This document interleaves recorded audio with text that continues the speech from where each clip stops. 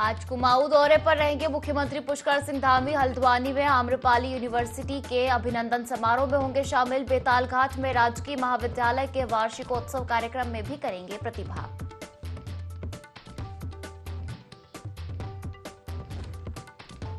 प्रदेश में भ्रष्टाचारियों को सीधे जेल भेजने की मुहिम हुई तेज। चमोली और पौड़ी से 2 अधिकारियों को रिश्वत लेते किया गिरफ्तार। सीएम धामी बोले, भ्रष्टाचार में शामिल लोगों पर होगी कठोर कार्रवाई।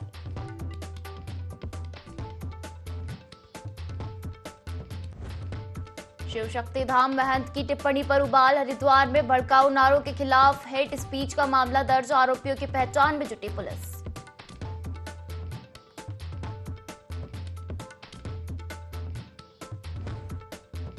शारदीय नवरात्र का 5वां दिन आज मां स्कंद माता की पूजा अर्चना कर रहे लोग। मंदिरों में उमड़ा श्रद्धालुओं का सैलाब।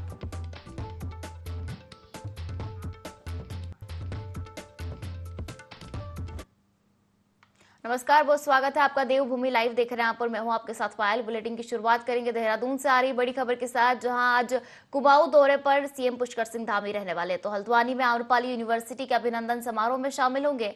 बेतालघाट में राजकीय महाविद्यालय के वार्षिकोत्सव कार्यक्रम में भी शिरकत करेंगे। 11:30 बजे हल्द्वानी पहुंचेंगे सीएम धामी और मुख्यमंत्री के कार्यक्रम को लेकर सुरक्षा के पुख्ता इंतजाम किए गए हैं। तो ये बड़ी खबर देहरादून से है, जहां आज कुमाऊं दौरे पर सीएम पुष्कर सिंह धामी रहने वाले हैं और हल्द्वानी में आम्रपाली यूनिवर्सिटी के अभिनंदन समारोह में शामिल होंगे। बेतालघाट में राजकीय महाविद्यालय के वार्षिकोत्सव कार्यक्रम में भी शिरकत करेंगे और 11:30 बजे हल्द्वानी सीएम धामी पहुंचेंगे। बता दें कि मुख्यमंत्री के कार्यक्रम को लेकर सुरक्षा के पुख्ता इंतजाम किए गए हैं। और चलिए इसी पर ज्यादा जानकारी लेंगे, हमारे साथ संवाददाता विनय सूद लाइव जुड़ गए हैं। विनय, आज कुमाऊं दौरे पर सीएम पुष्कर सिंह धामी रहने वाले, क्या कुछ कार्यक्रम उनके आज रहने वाले हैं? जी बिल्कुल पायल, देखिए आपको बता दें कि मुख्यमंत्री पुष्कर सिंह धामी आज कुमाऊं दौरे पर हैं और ऐसे में जो उनके कार्यक्रम है वो यहाँ पर लगाए गए हैं, जिसमें कि आम्रपाली की अगर बात करें तो वहां पर भी जो है अभिनंदन समारोह में सीएम धामी शामिल होंगे। साथ ही साथ इसके अलावा बात करें तो 1:30 बजे जो है मुख्यमंत्री पुष्कर सिंह धामी फिर नैनीताल में जो है वार्षिकोत्सव में शामिल होंगे। तो ऐसे में देखा जा सकता है कि मुख्यमंत्री के जो कार्यक्रम है आज के, उनको लेकर के तैयारियां जो है लगातार जो है जारी है। और अब जिस तरीके से मुख्यमंत्री पुष्कर सिंह धामी 11:30 बजे अभिनंदन समारोह में पहुंचेंगे, बड़ी संख्या में जो लोग हैं इस दौरान इस कार्यक्रम में शिरकत करेंगे। साथ ही साथ जो क्षेत्रीय विधायक हैं वहां के, वो भी इस कार्यक्रम में मुख्यमंत्री के साथ रहेंगे। तो देखा जा सकता है कि मुख्यमंत्री पुष्कर सिंह धामी जिस तरह से यहाँ पर जनता के बीच में जा रहे हैं, तो आज के रखे गए हैं, तो उसमें भी काफी बड़ी संख्या में जो लोग हैं इस दौरान शामिल होंगे। साथ ही साथ यहाँ पर सुरक्षा की अगर बात की जाए तो सुरक्षा के लिहाज से पूरी तैयारी जो है पुलिस प्रशासन द्वारा जो है कर ली गई है और ड्रोन के माध्यम से जो है सभी पर नजरें रखी जाएंगी। जी तो बिल्कुल विनय, तो आज प्रमुख 3 कार्यक्रम पुष्कर सिंह धामी के रहने वाले। सुरक्षा व्यवस्था के पुख्ता इंतजाम किए गए हैं और बड़ी संख्या में लोगों के जुटने की भी संभावना जताई जा रही है। फिलहाल शुक्रिया हमसे जुड़ने के लिए और जानकारी साझा करने के लिए। तो भारत कजाकिस्तान संयुक्त सैन्य अभ्यास में हथियार प्रदर्शनी और फायरिंग का आयोजन हुआ, जिसमें 120 जवानों वाली भारतीय टुकड़ी का प्रतिनिधित्व कुमाऊं रेजिमेंट द्वारा किया जा रहा है। भारतीय वायुसेना के साथ साथ सहायक शस्त्र और सेवाओं के जवान भी इसमें भाग ले रहे हैं। संयुक्त राष्ट्र जनादेश के अध्याय के तहत संयुक्त उप पारंपरिक संचालन आयोजित करने के दौरान हथियारों और उपकरणों का प्रदर्शन, हथियारों का संचालन और उसके बाद सैनिकों के लिए फायरिंग का आयोजन किया गया। भारतीय दल के सैनिकों ने हथियार और उपकरण प्रदर्शन के दौरान कजाकिस्तान दल के सैनिकों के साथ अपनी विशेषज्ञता और अनुभव साझा किए।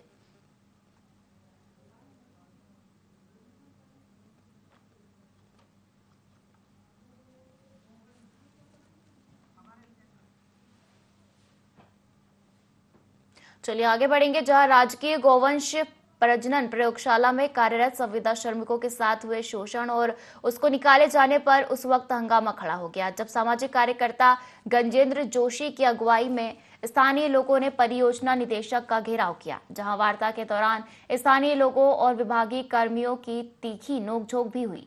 वहीं मामले को गंभीरता से लिए जाने का आश्वासन मिलने के बाद आक्रोशित लोगों का गुस्सा शांत हुआ।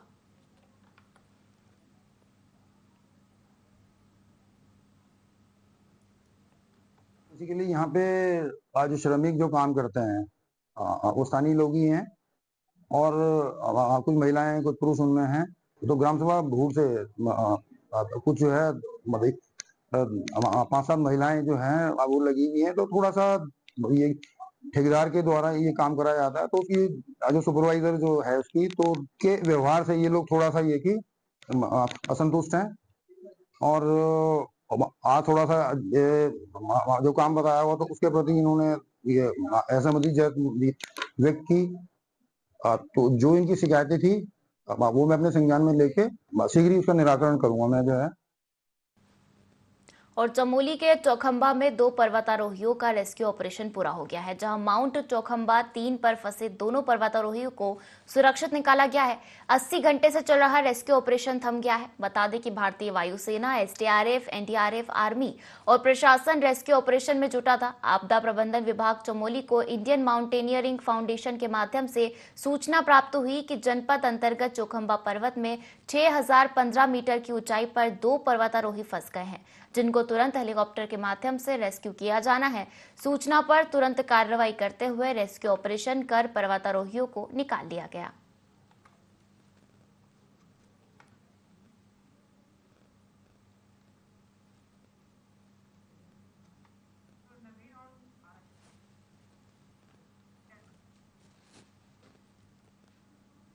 तो राज्य में बहुउद्देशीय सरकारी समिति में सभापति के पदों पर 33% महिला आरक्षण के लिए प्रक्रिया गतिमान है। वहीं ये प्रक्रिया पूरी होने के बाद राज्य की सहकारी समितियों में महिलाओं की भागीदारी बढ़ने वाली है। इसको लेकर कांग्रेस प्रदेश महामंत्री नवीन जोशी का कहना है कि भाजपा जुमलेबाजों की सरकार है और राज्य में जब से भाजपा की सत्ता संभाली है, भाजपा कोई भी कार्य बता दे जो भाजपा ने महिला उत्थान के लिए किया हो। भाजपा सरकार में केवल और केवल महिलाओं का उत्पीड़न हुआ है। महिला उत्थान के लिए कोई भी कदम सरकार ने नहीं उठाया है और महिला उत्थान के विषय को लेकर दूर दूर तक भाजपा की कोई सोच नहीं है। जुमलेबाजी कर रही है, ये कहती है कि हम सहकारी समितियों में आरक्षण बढ़ाएंगे या उनकी भागीदारी बढ़ाएंगे, और लेकिन भागीदारी कहाँ महिलाओं की बढ़ रही है। आज हम महिला उत्पीड़न की बात करें तो पर्वतीय जो हमारे जो हिमालयी प्रदेश हैं उसमें उत्तराखंड पहले स्थान पर आ गया। महिलाओं के लिए इन्होंने कभी कुछ सोचा ही नहीं। उत्पीड़न की घटना बढ़ती जा रही है। सरकार को महिला उत्थान के लिए कुछ सोचना चाहिए। ये कहने से कुछ फर्क पड़ने वाला नहीं है। जब आप करके दिखाएंगे तो आप बोलिए कि हमने ये किया है। जब से आपने प्रदेश के अंदर सत्ता संभाली है, महिलाओं के उत्थान के लिए आपने जो योजनाएं बनाई हो, जो उनके उत्थान के लिए आपने काम किए, ये भारतीय जनता पार्टी सिर्फ जुमलेबाजी करती है और महिला उत्थान के बारे में दूर दूर तक इनकी कोई सोच। इधर हरिद्वार में पंतदीप मैदान में नगर निगम के खिलाफ धरना दे रहे लोगों ने नगर निगम पहुंचकर खूब हंगामा किया। डंपिंग जोन के पास एक गाय के बछड़ी की मौत हो जाने से नाराज स्थानीय लोगों ने नगर निगम पर लापरवाही का आरोप लगाते हुए नगर निगम में हंगामा किया। हंगामे की सूचना पर पुलिस भी मौके पर पहुंची और लोगों को समझा बुझाकर शांत किया। मुख्य नगर आयुक्त के आश्वासन के बाद नारेबाजी कर रहे लोग शांत हुए और अधिकारियों के आश्वासन पर धरना भी खत्म किया। नगर निगम प्रशासन से इस विषय पर जिला प्रशासन से बात हुई और 3 महीने के भीतर उसको ये दूसरी जगह शिफ्ट कर देंगे। तब तक वहाँ पर एक व्यक्ति की ड्यूटी लगाई जाएगी जो कूड़ा कचरा ना खाए, और समय से वहाँ पर कूड़ा उठाने का इन्होंने हमें आश्वासन लिखित रूप में दिया है, जिस पर हम आश्वस्त होकर आज धरने को समाप्त कर रहे हैं। यदि भविष्य में ये अपने दिए हुए आश्वासन पर अमल नहीं करते हैं तो फिर इसको लेकर हम आगे भी धरना प्रदर्शन निरंतर जारी रखेंगे। और हरिद्वार में नगीना सांसद चंद्रशेखर रावण ने एक विवादित बयान दिया है। चंद्रशेखर रावण ने कहा कि पत्रकारों से मुझे गोली लगने का डर है, कौन पत्रकार गोली मार दे क्या भरोसा। इस दौरान उन्होंने खुद की माफिया अतीक अहमद से तुलना भी की और पत्रकारों की हत्यारा बता दिया। तो वहीं मौके पर स्थानीय विधायक और पत्रकार उमेश कुमार वहां मुख्य दर्शक बने रहे।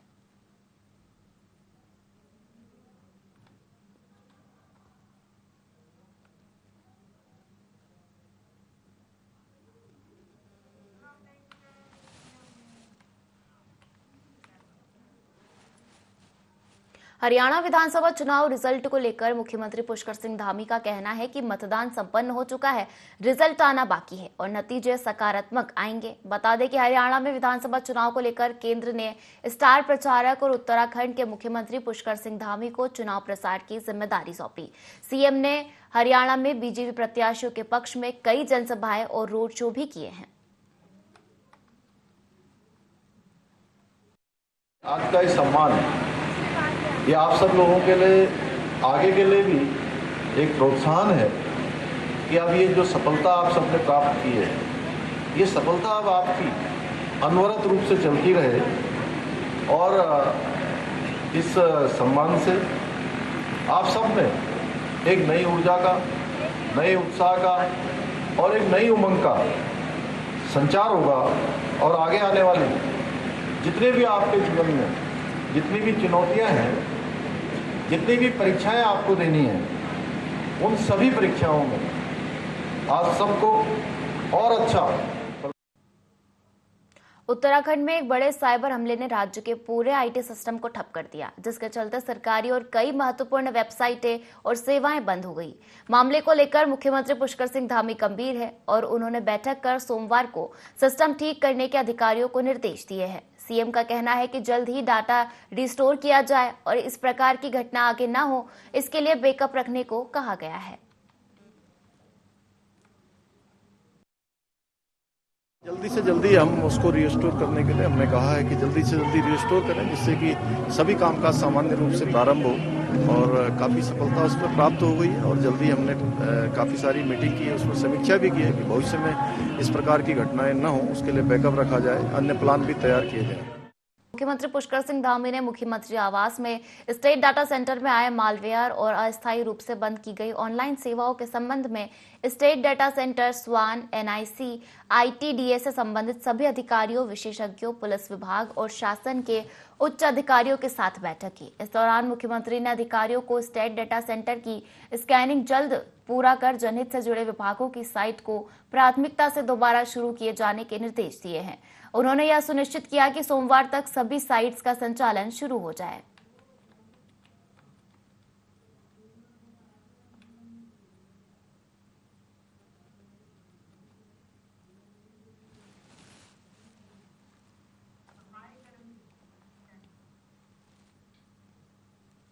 धामी सरकार द्वारा उत्तराखंड में सफाई कर्मचारी आयोग में नए सदस्य जुड़ने के बाद उत्तराखंड में सफाई कर्मचारी आयोग काफी एक्टिव दिख रहा है और समय समय पर सफाई कर्मचारियों के साथ बैठक का आयोजन कर उनकी शिकायतों का निस्तारण भी होता हुआ दिखाई दे रहा है। उसी क्रम में जनपद उधम सिंह नगर की महुआ डापरा की नगर पंचायत में राज्य सफाई कर्मचारी आयोग की सदस्य हर्ष रत्नाकर पहुंचे, जहां सफाई कर्मचारियों के साथ बैठक कर उनकी समस्याएं सुनी और कुछ समस्याओं का समय पर ही निर्धारण कर दिया गया, लेकिन सफाई कर्मचारियों ने अपने ठेकेदार के खिलाफ जमकर मोर्चा खोल दिया। सफाई कर्मचारियों ने ठेकेदार के उत्पीड़न का आरोप लगाते हुए कहा कि मनमर्जी तरीके से हमसे काम लिया जाता है और मनमर्जी तरीके से ही कभी भी एक्सेप्ट लगा दी जाती है, ना ही पीएफ दिया जाता है और ना ही हमारी कोई सुनवाई की जाती है।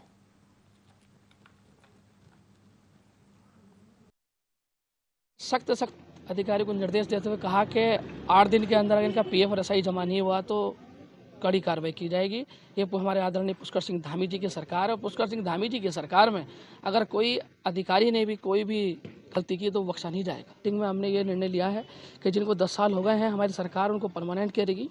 वो सभी नगर निगम, नगर पालिकाओं ने अपने यहाँ से लेटर भेजकर शासन को लेटर भेजा है। वो लेटर हम शासन को और आयोग को प्राप्त हो गया। 2 माह का जो बिल है अब आगे को उसका बिल रुकवाने की सख्त कह दिया है। बिल रुकवाया जाएगा और कर्मचारियों का जो है पीएफ एसआई नहीं जमा हो रहा है, इसका क्या घोटाला है क्या नहीं, इसका जवाब यो साहब आपको कॉन्फ्रेंस लेंगे तो उसका जवाब दे देंगे। प्रवर समिति की बैठक के बाद निकाय चुनाव की अधिसूचना अगले महीने तक जारी होने की उम्मीद जताई जा रही है। संभवतः 10 नवंबर तक निकाय को लेकर अधिसूचना जारी हो सकती है, जिसे लेकर राज्य मंत्री मधु भट्ट का कहना है कि सरकार और भाजपा संगठन दोनों ही निकाय चुनाव को लेकर पूरी तरह से तैयार है और चुनाव आयोग जब भी तारीखों का ऐलान करेगा हम पूरे दमखम के साथ चुनावी मैदान में उतरेंगे। चुनाव एक संवैधानिक प्रक्रिया है और जब भी चुनाव आयोग की तरफ से तैयारी पूरी कर ली जाएगी तब हम मैदान में उतरने को तैयार है। पूरी तरह से चुनाव के लिए तैयार है और जो हमारा चुनाव आयोग है वो अभी सारी प्रक्रियाएं, क्योंकि आरक्षण से संबंधित और कई ऐसे उसकी जो है वो पूरी प्रक्रिया जो होती है उसके तहत जो है चुनाव आयोग जो है वो तैयारी के साथ और हर प्रकार की तैयारी सरकार ने कर ली है और मुझे लगता है कि शीघ्र ही जो है निकाय चुनाव किए जाएंगे। बाजपुर से इंस्पेक्टर सुधांशु के नेतृत्व में आई 15वीं वाहिनी एनडीआरएफ की टीम ने राव महाविद्यालय लोहाघाट में एनसीसी कैडेट्स को बाढ़, आपदा, भूकंप, अग्नि दुर्घटना में लोगों की जान बचाने के महत्वपूर्ण गुर सिखाए। महाविद्यालय के एनसीसी लेफ्टिनेंट कमलेश सगटा की अध्यक्षता में हुए कार्यक्रम में एनडीआरएफ टीम ने एनसीसी कैडेट्स को सीपीआर देना, चोट लगने पर खून बहने को रोकना, बाढ़, भूकंप में लोगों की जान बचाने व अग्नि दुर्घटना में लोगों को बिल्डिंग से बाहर निकालने, अग्नि मिशन यंत्रों का प्रयोग करने संबंधित महत्वपूर्ण जानकारी दी। इंस्पेक्टर सुधांशु ने बताया कि किस प्रकार से सहायता पहुंचने तक आप घर में रखे सामान की मदद से रेस्क्यू उपकरण बनाकर अपनी व लोगों की जान बचा सकते हैं तथा आपदा या बाढ़ आने पर घर के पालतू जानवरों की जान बचाने के लिए उन्हें बंधन मुक्त करना चाहिए। इस दौरान टीम द्वारा डेमो के माध्यम से राहत एवं बचाव कार्य की जानकारी दी गई। राष्ट्रीय आपदा मोचन बल का आज यहाँ पर यह प्रशिक्षण शिविर लगा हुआ है। इसका उद्देश्य है कि उत्तराखंड राज्य, जैसा आप जानते हैं, बेहद ही संवेदनशील राज्य है और यहाँ पर तमाम प्रकार की आपदाएं लगातार आती रहती हैं। विगत माह में भी उत्तराखंड राज्य के इसी चंपावत जनपद में तमाम प्रकार की भूस्खलन और जनहानि भी हुई है। ऐसी अवस्था में हम प्रत्येक नागरिक का यह कर्तव्य हो जाता है कि किस तरह से हम प्राथमिक उपचार के रूप में हमको जानकारी होनी चाहिए। इसी उद्देश्य को देखते हुए आज महाविद्यालय परिसर में एनडीआरएफ की 15वीं वाहिनी गदरपुर से आज यहाँ पर ये टीम आई हुई है। इसके माध्यम से प्राथमिक उपचार के संदर्भ में, प्राथमिक सीपीआर के संदर्भ में यह एक डेमो प्रोग्राम चल रहा है। तो लोहाघाट से खबर, जहां पर अग्नि मिशन यंत्रों का प्रयोग करने की जानकारी दी गई। एनसीसी अधिकारी लेफ्टिनेंट कमलेश सगरा भी मौजूद रहे। साथ ही बता दें कि एनडीआरएफ की टीम ने आपदा से बचने के गुर सिखाए, अग्नि मिशन यंत्रों का प्रयोग करने की जानकारी भी दी गई। लोगों को आपदा से बचने की जानकारी होना जरूरी है और एनसीसी अधिकारी लेफ्टिनेंट कमलेश सगटा इस दौरान मौजूद रहे। लोगों को आपदा से बचने की जानकारी दी गई। और लोहाघाट से खबर, जहां अग्नि मिशन यंत्रों का प्रयोग करने की भी जानकारी दी गई और एनडीआरएफ की टीम ने आपदा से बचने के गुर सिखाए।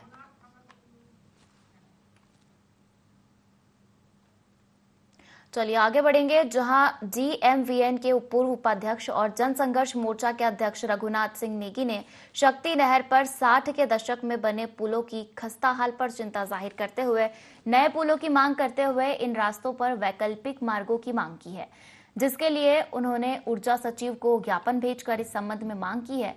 इसी क्रम में विकासनगर में आयोजित पत्रकार वार्ता के दौरान मोर्चा अध्यक्ष रघुनाथ सिंह नेगी ने कहा कि केंद्रीय सड़क अनुसंधान संस्थान भारत सरकार ने अपनी रिपोर्ट में शक्ति नहर पर बने पुलों के जीर्ण शीर्ण होने, पिलर के क्रैक होने, रोलर बेयरिंगों का मिस अलाइंड होने का उल्लेख किया है। तो वहीं विभागीय अधिकारियों ने भी इसे गंभीरता से लेते हुए भारी वाहनों की आवाजाही पर रोक लगाने की बात कही है।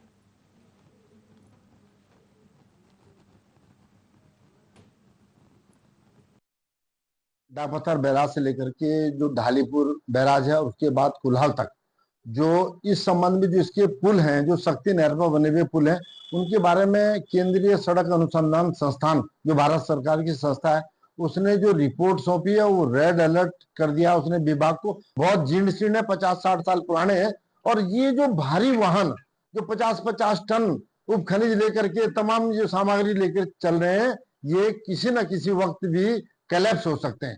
और इसमें जो यूजेबल ने कई बार प्रशासन को लिखा है कि आप इस पे आवागमन बिल्कुल बंद करा दीजिए भारी वाहनों की, ये सिर्फ और सिर्फ हल्के वाहनों को चलाने के लिए ही खुले रह सकते हैं, लेकिन इस बारे में अब तक कोई कार्रवाई नहीं हुई है। विकासनगर में राष्ट्रीय शिक्षा नीति 2047 तक विकसित राष्ट्र की ओर भारत विषय पर एक दिवसीय राष्ट्रीय सम्मेलन का आयोजन किया गया। कार्यक्रम में पूर्व मुख्यमंत्री और हरिद्वार सांसद त्रिवेंद्र सिंह रावत ने बतौर मुख्य अतिथि शिरकत की। इस सम्मेलन में शिक्षाविदों, शिक्षकों और शोध छात्र छात्राओं ने भाग लिया। साथ ही 2047 तक भारत को एक विकसित राष्ट्र बनाने के दृष्टिकोण में राष्ट्रीय शिक्षा नीति की परिवर्तनकारी भूमिका पर चर्चा की। राष्ट्रीय सम्मेलन में विभिन्न विशेषज्ञ पैनल चर्चाओं का आयोजन किया गया। इस दौरान सांसद त्रिवेंद्र सिंह रावत ने कहा कि राष्ट्रीय शिक्षा नीति 2047 तक विकसित राष्ट्र की ओर भारत विषय पर आयोजित यह सम्मेलन अत्यंत महत्वपूर्ण है।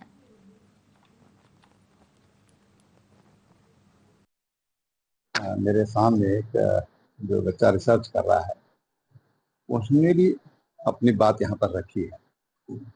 मैं सोचता हूँ कि जो नई शिक्षा नीति भारत सरकार लाई है, प्रधानमंत्री मोदी जी ने जिस पर काफी फोकस किया था, वो भारत को स्वावलंबी बनाने के लिए और शिक्षा को बहुआयामी और समग्रता में विचार करने की ओर ये शिक्षा नीति ले जाएगी। तो अब अर्थशास्त्री कहने लगे हैं कि भारत 27-28 तक ये $5 ट्रिलियन की अर्थव्यवस्था अर्जित कर लेगा। संभागीय परिवहन विभाग ने मसूरी के विभिन्न क्षेत्रों में रेंटल बाइक स्कूटी कार्यालय पर जाकर दस्तावेज खंगाले। इस दौरान कई अनियमितताएं पाई जाने पर उनकी रिपोर्ट बनाकर उच्च अधिकारियों के सामने पेश की जाएगी। परिवहन कर अधिकारी अनुराधा पंत ने लंढौर बाजार पिक्चर पैलेस लाइब्रेरी क्षेत्र में सघन चेकिंग अभियान चलाया। इस दौरान रेंटल स्कूटी बाइक संचालकों में हड़कंप मच गया। परिवहन कर अधिकारी ने दस्तावेजों को देखा और पार्किंग के बारे में भी जानकारी दी।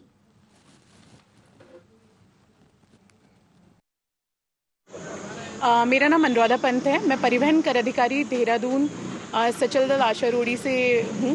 आज मसूरी में जो रेंटल बाइक हम लेते हैं घूमने के लिए, जो भी हमारे टूरिस्ट आते हैं, तो उनकी जो शॉप्स हैं जहाँ पे आप देख रहे होंगे, इनकी हर एक दुकान पे जाके इनके पंजीकरण, लाइसेंस, कितनी गाड़ियाँ लाइसेंस में पंजीकृत हैं, इसके अलावा इन्होंने क्या व्यवस्थाएं रखी हैं, क्या इन्होंने रजिस्टर और अपने अभिलेखों का संरक्षण अच्छे से किया है या नहीं किया है, इसके अतिरिक्त इनकी पार्किंग की सुविधा कहाँ उपलब्ध है, इनके दिए गए पते पे इनकी जो शॉप है वो उपस्थित है या नहीं है, इनका संचालन कौन कर रहा है, इनके अभिलेखों की पुष्टि की, लाइसेंस की जो वैधता है वो कब तक है, इस तरीके की सारी जाँच की जा रही है।